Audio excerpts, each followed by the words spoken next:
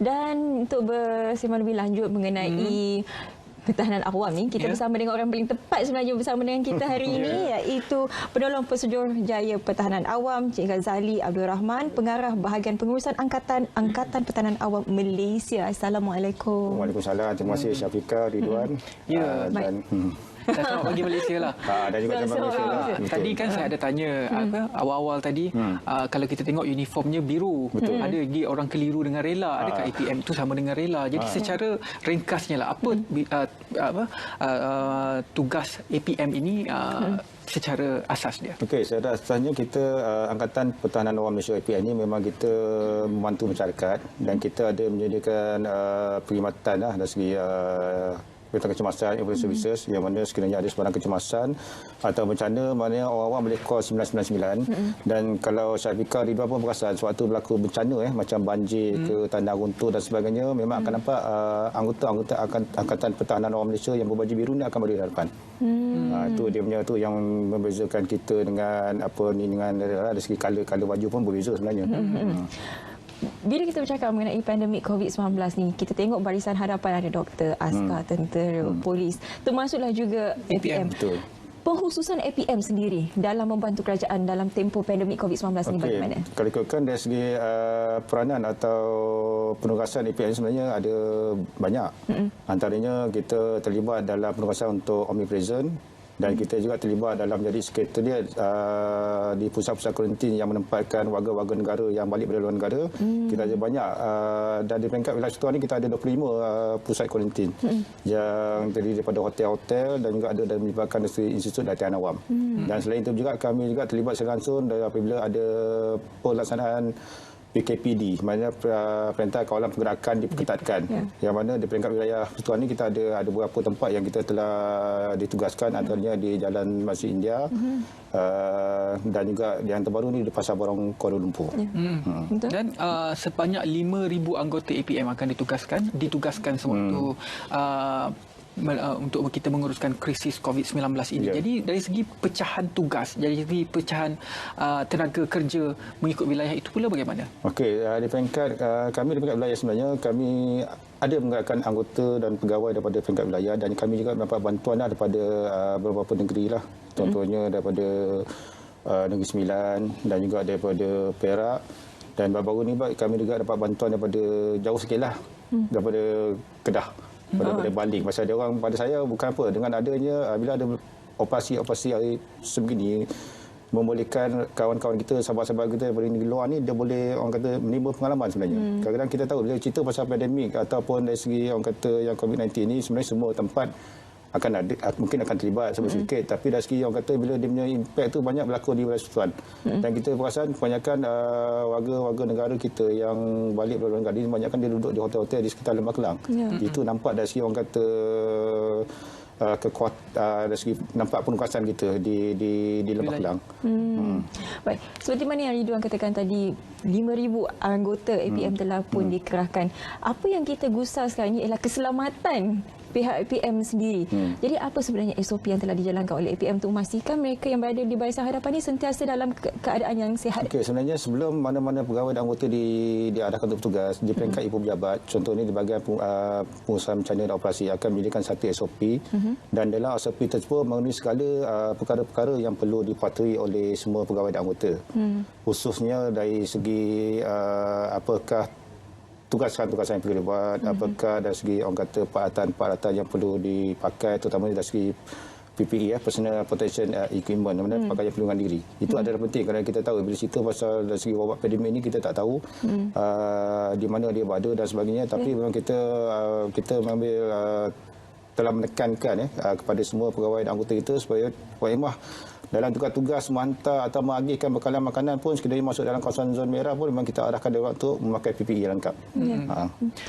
Pandangan Tuan sendiri apabila melihat kalau kita lihat kliping-kliping ini, APM adalah ditugaskan untuk membantu contohnya JKM dalam mengagihkan makanan, tetapi masih ada lagi NGO ataupun badan-badan sendiri yang tampil ke hadapan dan juga memberi bantuan secara sendiri.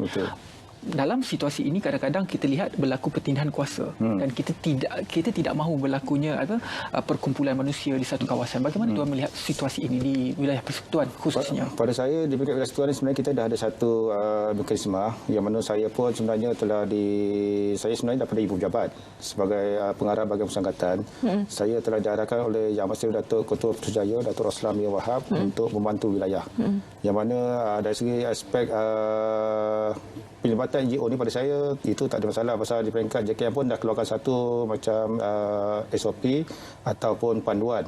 Sekiranya mana-mana NGO ataupun individu yang nak menyumbangkan sumbangan kepada penduduk-penduduk yang terjejas disebabkan oleh terutamanya PKPD lah, kita nampak kan banyak pihak yang nak menyumbang, so mereka perlu mendaftar ataupun mengadukan pihak JKM.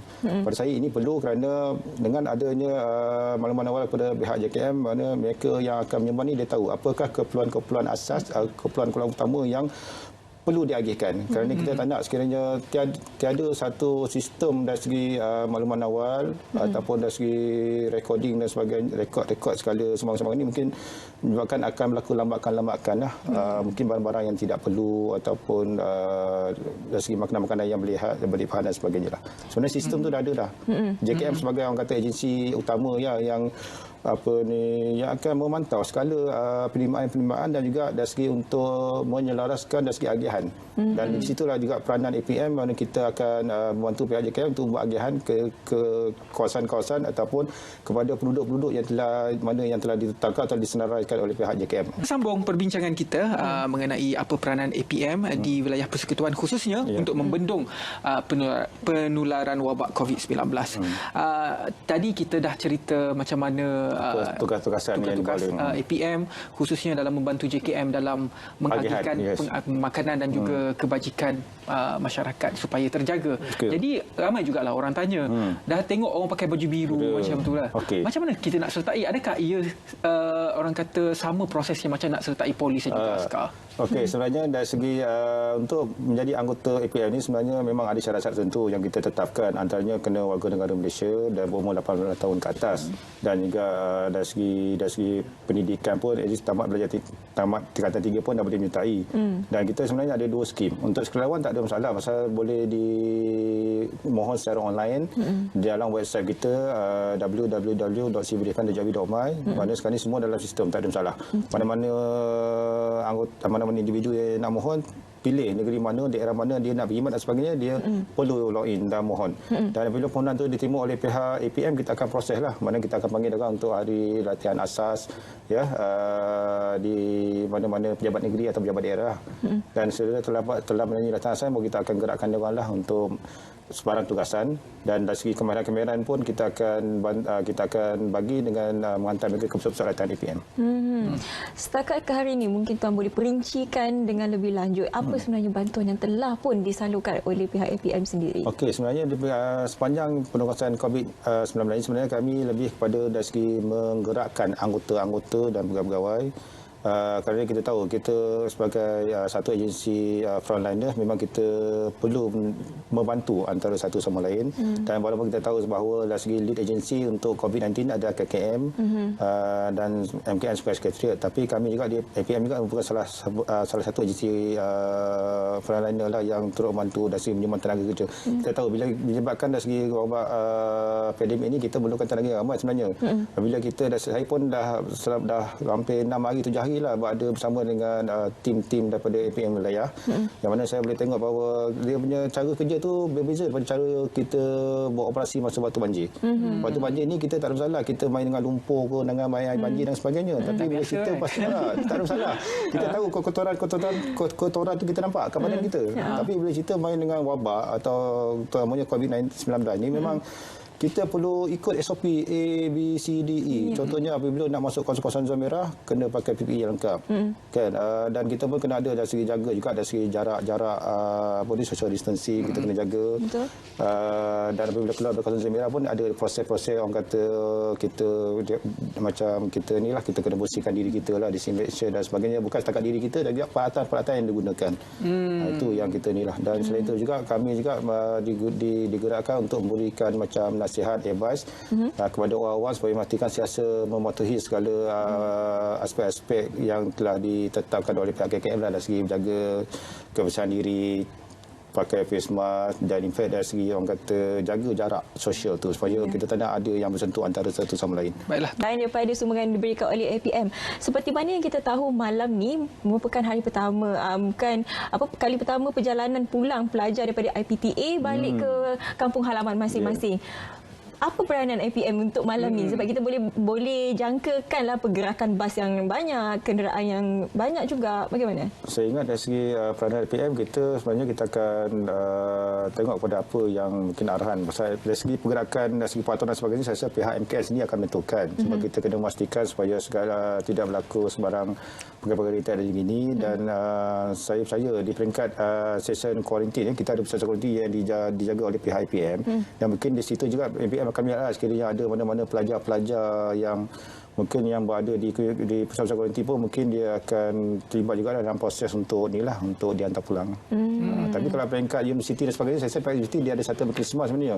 Supaya memastikan orang kata dari segi macam social distancing, berapa orang boleh masuk dalam bas, saya benda tu perlu dipatuh. Dan ada juga mungkin dari segi jadual-jadual juga. Maknanya tak boleh dalam satu masa tu semua universiti lepaskan dia punya pelajar untuk bergerak dalam satu masa yang sama. Mungkin akan melibatkan kesesakan lalu lintas dan sebagainya.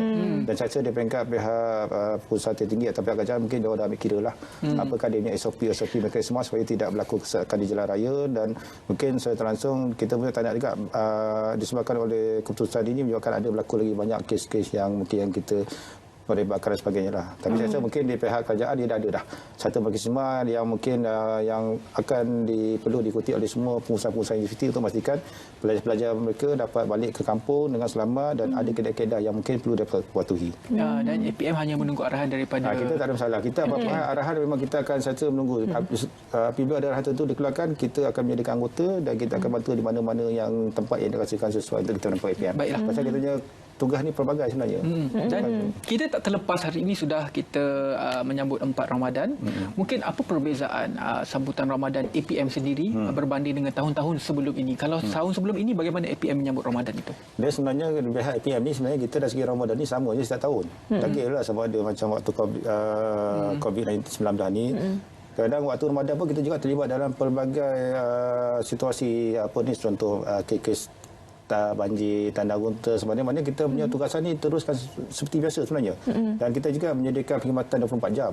So dari segi orang kata bila cerita pasal Ramadan atau bukan mula Ramadan pun sebenarnya sama je tugas kita. Kita memang kerja 24 jam, 7 hari seminggu dan sebagainya. Bersiap sedia untuk menghadapi sebarang kes-kes kecemasan atau apa-apa bencana yang akan berlaku. Memang kita ada tim-tim kita yang disediakan untuk bertugas di kita punya pusat-pusat kawalan operasi. Baik, jika kita lihat APM ni memang mendapat sambutan yang hangat terutama daripada golongan selebriti sebenarnya. Betul. Jadi ramai jugalah yang kat luar sana macam manalah, macam tadi Tuan dah terangkan kalau nak menyertai boleh layari ke laman web. Tapi selepas itu latihan itu sendiri bagaimana? Adakah hari-hari? Lepas tu apakah dia skop kerjanya? Bagaimana? Okey, sebenarnya dari segi latihan asal ni kita boleh buat secara berperingkat. Ada yang kita buat secara berterusan, mungkin ambil masa 2 hari. Dan ada juga kita buat secara mingguan, mana Sabtu Ahad dan sebagainya. Pasal kita tahu kebanyakan individu ni dia ada pelbagai kategori. Ada yang bekerja sendiri, ada bekerja swasta, ada bekerja kerajaan dan sebagainya.